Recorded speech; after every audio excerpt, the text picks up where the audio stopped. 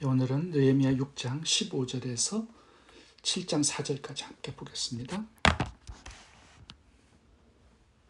성벽 건축 공사가 드디어 52일 만에 다 완공이 되었습니다.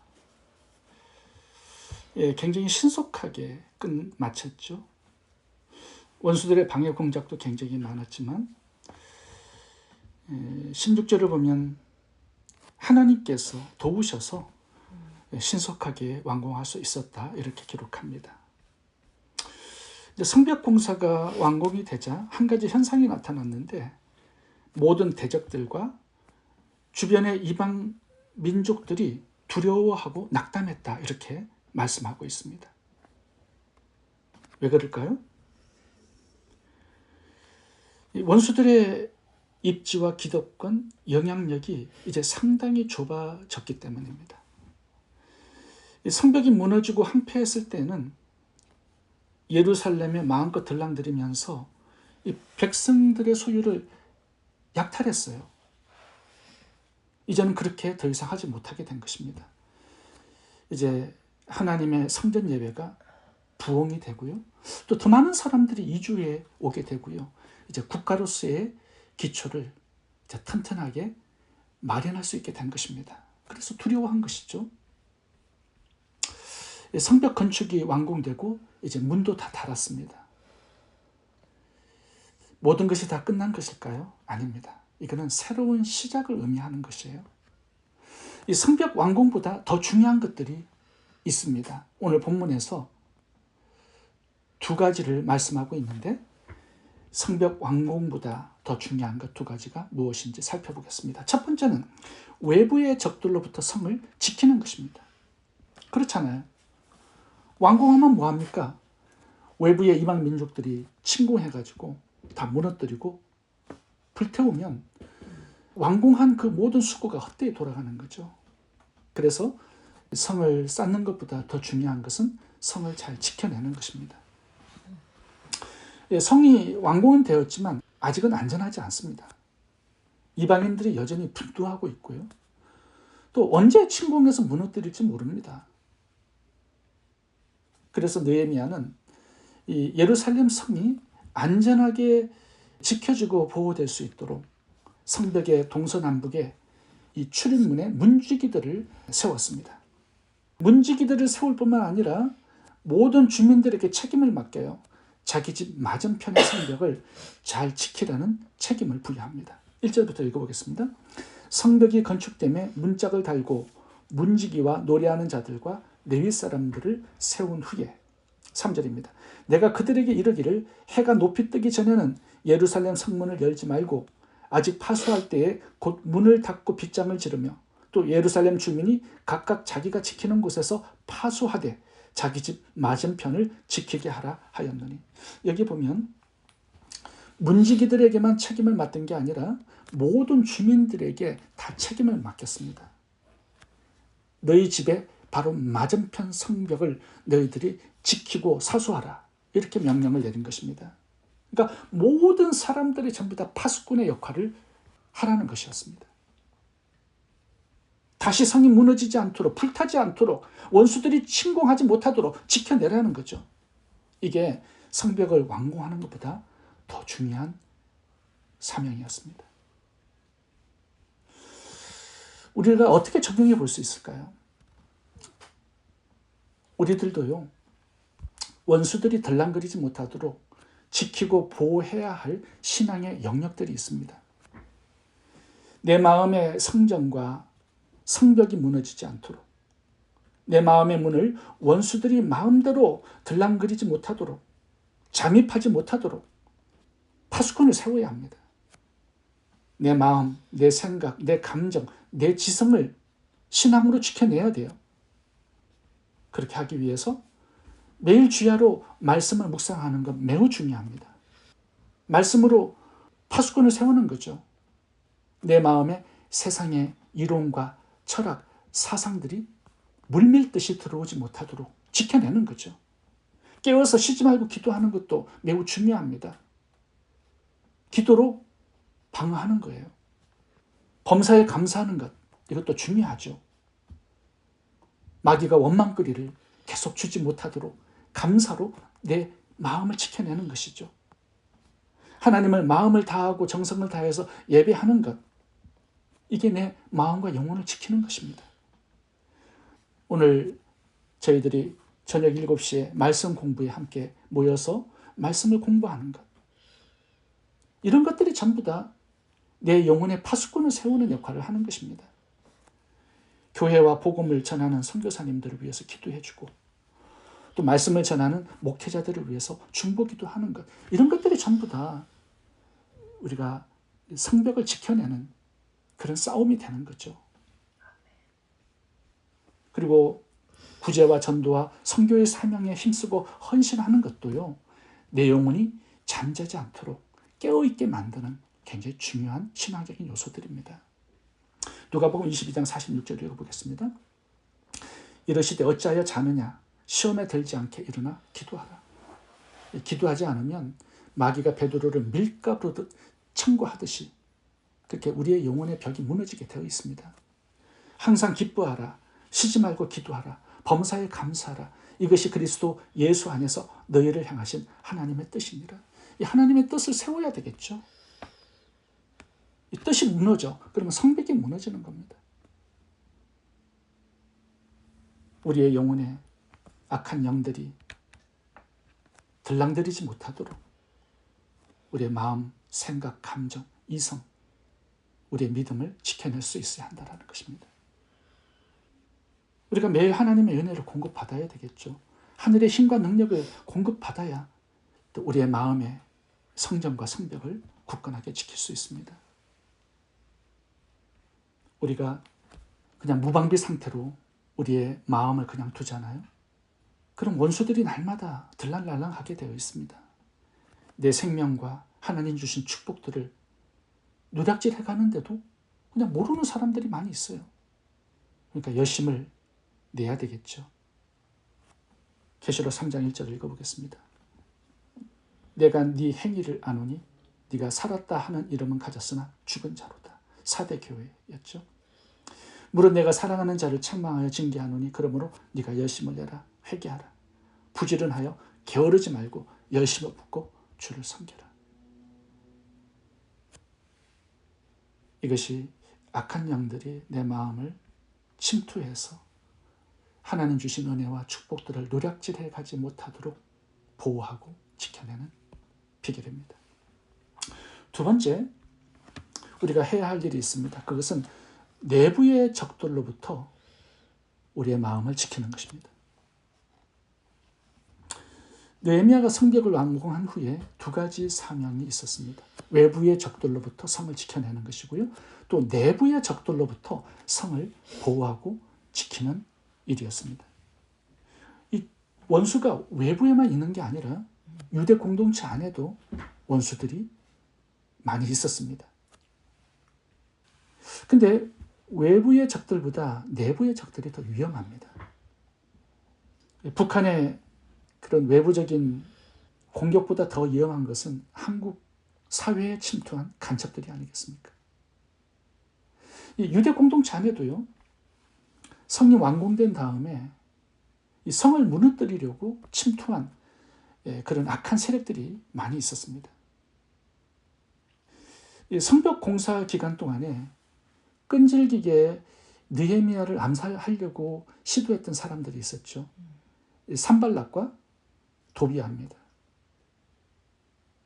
그런데 그들의 아들, 딸들을 유대 사회의 귀족들이 며느리와 사위로 삼아서 함께 생활을 하고 있었습니다. 엄청난 일이죠. 17절부터 보면요, 지속적으로 느헤미야가 두려움을 가지고 있었습니다. 왜냐하면 이 산발락과 유대 귀족들이 동맹을 맺어서 지속적으로 느헤미야를 암살하려는 시도를 했기 때문입니다. 17절부터 읽어보겠습니다. 또한 그때 유다의 귀족들이 여러 번 도비아에게 편지하였고 내통을 한 거예요. 도비아의 편지도 그들에게 이르렀으니 도비아는 아라의 아들 스가냐의 사위가 되었고 도비아의 아들 여호하난도 베랴가의 아들 술람미의 딸을 아내로 맞이하였으므로 유다에서 그와 동맹한 자가 많았습니다. 그들이 도비아의 선행을 내 앞에 말하고 또 내 말도 그들에게 전하매 도비아가 내게 편지하여 나를 두렵게 하고자 하였나니라. 이 성벽 완공 이후에도 영적 전투가 계속 진행되고 있습니다. 이 산발락과 도비아, 이 사람들은 느헤미야가 성벽 공사를 하는 동안에도 제사장과 선지자들에게 뇌물을 먹였습니다. 그래서 이 동족이 느헤미야를 암살하도록 그렇게 전략을 세운 거죠. 근데 유대 귀족들이요, 이 원수들의 자녀들을 사위와 며느리로 삼았습니다. 유대 공동체 안에 이 내부를 전복시킬 그런 거점들을 마련했다라는 거죠. 이 18절에 보시면 동명한 사람이 많았다라고 기록합니다. 한두 사람이 아니었어요. 이 성벽 공사는 51일 만에 끝났지만 영적 전쟁은 이제 내부에서 계속 진행되고 있었다는 것입니다. 자칫 잘못하다간 느헤미야가 암살당해 죽을 수 있고요, 성벽은 언제든지 무너질 수 있는 위험에 처한 것입니다. 그러니까 느헤미야의 사명은 또 한 가지가 생겼습니다. 외부의 침공으로부터 이 성을 지켜내는 것이었고요, 또 내부의 악한 세력들로부터 유대 공동체를 지켜내는 것이었습니다. 이것은 우리들에게 한 가지 교훈을 주고 있습니다. 우리가 구원받아서 제사함도 받고 예수님의 신부가 되고 하나님의 자녀가 되었죠. 근데 이게 끝이 아니에요. 이거는 이제 시작입니다. 어떤 시작이에요? 영적 전투의 시작이에요. 하나님이 우리의 산성이시고 피난처가 되시지만 내 안에 여전히 마귀의 세력들이 존재하고 있습니다. 죄의 습관들이 여전히 우리를 사로잡아서 왕노릇하기 위해서 역사하고 있습니다. 우리가 구원받은 이후에 영적 전투가 계속 진행되고 있다는 그런 뜻이죠. 에덴 동산도 보시면 그곳에 하나님도 동행하시죠. 그런데 마귀의 역사도 함께하고 있습니다. 아담과 하와가 에덴 동산에 침투해서 역사하고 있는 이 마귀와 싸워야 되는데 영적 전투를 하지 않아요. 뱀이 여전히 이 아담과 하와를 미혹하고 유혹하고 있지만 싸울 생각을 전혀 하지 않습니다. 아담과 하와는 실제로 싸울 무기가 없었습니다. 싸울 마음도 없었습니다. 그래서 마귀에게 패배하고 선악과를 따먹고 범죄하게 되었고요, 죄의 삭신 사망을 당하게 된 것이죠. 마찬가지예요. 구원받아서 우리가 성령께서 내주하고 계세요. 근데 우리의 마음에는 성령님만 계신 게 아니라 마귀도 들락날락하고 있는 것입니다. 죄의 세력도 역사하고 있는 거예요. 우리가 구원받았지만 죄의 습관들은 여전히 우리 속에 남아있거든요. 우리를 주장하고 끌고 가고 있습니다. 그래서 싸워야 한다라는 거예요. 영적 전투가 우리의 마음 안에서, 내면에서 지속되고 있습니다. 우리의 생각에도 하루 동안 얼마나 많은 죄악의 생각들이 침투하고 있습니까? 싸워야 된다라는 거죠. 우리의 마음 안에 미움과 원한과 그런 상처들, 썸뿌리, 엉어리들, 이런 것들과도 싸워야 된다라는 거죠. 우리의 마음이, 우리의 생각이 영적 전투의 현장입니다. 싸우지 않으면, 전투하지 않으면 죄가 깊이 뿌리를 내리고 죄가, 마귀가 우리의 마음에 왕노릇 할 수 있습니다. 그래서 영적으로 게으르고 나태하면 안 된다는 거예요. 우리의 마음을 세상에 방치해두면 안 된다는 것입니다. 그렇게 되면 결국 내 마음의 성전과 성벽은 불타고 무너지는 날이 반드시 오게 됩니다. 원수들이 내 속에 들어와서 우리의 생명을 노략질하게 될 것입니다. 하나님 주신 평강, 기쁨, 자유, 감사, 찬양, 믿음, 생명까지 다 노략질 당하고 사망을 맞이하게 될 거예요. 그것이 사울왕의 이야기고 삼손, 가룟 유다, 사대교회, 라우델교회 이야기가 아니겠습니까? 살았다 하는 이름은 있지만 실상은 죽은 자로 살아가는 성도들이 얼마나 많습니까? 그래서 힘들어도 영적 싸움을 우리가 지속적으로 싸워야 한다는 것입니다. 성령의 검, 하나님의 말씀을 가지라고 명령하죠. 주야로 말씀을 묵상하라고 명령하죠. 쉬지 말고 기도하라고 명령하고 있습니다. 죄가 나를 주장하지 못하도록 내 마음을 지키고 영적 전쟁을 하고 지속적으로 싸우라 말씀하고 있습니다. 제가 개인적으로 좋아하는 말씀 중에 요한계시록 3장 20절 말씀이 있습니다. 거기 보시면 주님이 문 밖에서 문을 두드리세요. 그러면서 내 음성을 듣고 문을 열면 내가 그에게로 들어가 그로 더불어 먹고 그는 나로 더불어 먹으리라 이렇게 말씀합니다.